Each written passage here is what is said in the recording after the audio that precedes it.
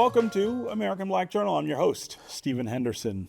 The award-winning play, The Mountaintop, is currently on stage at Detroit Public Theater. The two-person show reimagines the events that took place on the night before Dr. Martin Luther King Jr.'s assassination at the Lorraine Motel in Memphis, Tennessee. It is written by Pulitzer Prize-winning playwright Katori Hall, and it runs through March 8th. I'm pleased to have cast member Brian Taylor here.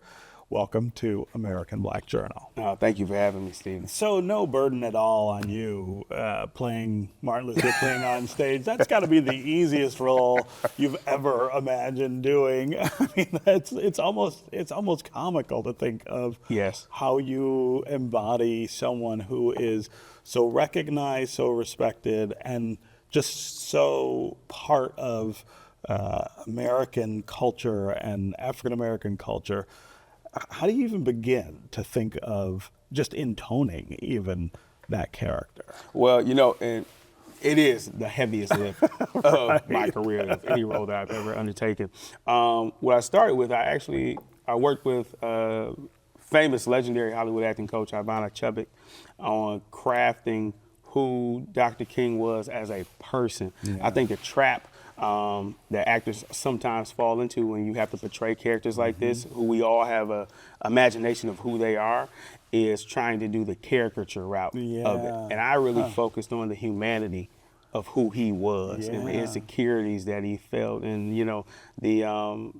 his personal life, who he was behind closed doors. So it really helped me grasp it and bring myself to the party, per se. This, of course, is an important moment for him, and it's a moment that I don't know that all of us think about. We think about what happens the next day all the time. Sort of walk us through what that story is of that day before. We know about the speech, but we don't know about what else he was doing or thinking about. Yeah. Well, Katori does an awesome job at demystifying Dr. King and really bringing him down to size in a way that we can relate to him. And obviously we don't know what happened the day before, aside from him going to the church and giving his last speech, the Mountaintop speech.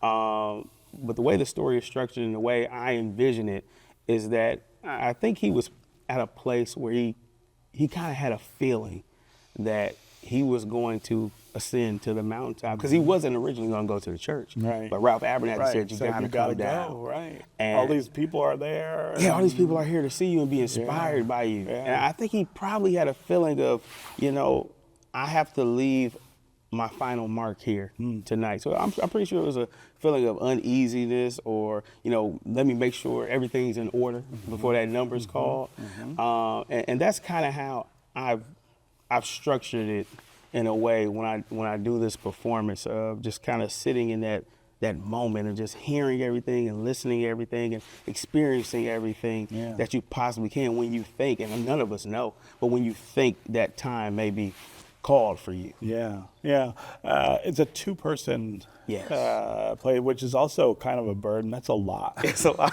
That's a lot of work, right? But it seems to me that in any play, the rapport and the interaction between the characters is really important. It's doubly or maybe triply important when there's just two people. Yes. Talk about your co-star. My co-star, Rebecca Rose Mims, is amazing. She's a brilliant artist. She probably won't like me to say this, but I'm going to say it anyway. She's only 26 years old, and she is far beyond her time, not just in life, but as a performer. And she's such a giving actor. You don't always get the privilege to work with actors who are giving. And when that happens, it just allows you to settle and not think about other things other than just doing the work. Because a two-person show is heavy. Like, it's a heavy lift. I was actually watching Angela Bassett talk about her performance, what she did with Samuel L. Jackson in 2009. And she was like, I wish, sometimes somebody else would come on stage to take the break. Come take some of these lines, right? Yeah. So what do you think is the message about Dr. King that comes out of this play, which is just it's a dialogue, right? It's just conversation between these two people, really. Yes. What are people supposed to walk out of the theater feeling or thinking? I think two major messages. One, Dr. King was just a man. He wasn't a superhero. He wasn't, Black Panther or like Iron Man. He was just a man who answered the call of millions and also had to deal with the hatred of millions. Yeah. And I think when you watch the play, by the end, you'll leave out thinking, I too, I may not have to do it at the magnitude of Dr. King, but there is something that I can be doing, especially in the times that we're living in. Yeah. And I think the second most important message is we all have to pass the baton on. We can't wait for somebody else to do it. It's going to take a community initiative for us to see the world of tomorrow. Yeah. Yeah. Yeah. You've done some other work at Detroit Public Theater. I always want to take the opportunity to talk about kind of how special of a place that is, how special the work there tends to be, I think, because of the special place, but it's different than other theaters. Yes. I will forever be indebted to Detroit Public Theater because they gave me my very first professional star to play Skeleton Crew alongside Ella Joyce, legendary Ella Joyce, Brian Marable, who actually directed The Mountaintop, and Shantae DeLon, another wonderful actress. That play, Detroit 67, where I played both Sly and Link in those shows.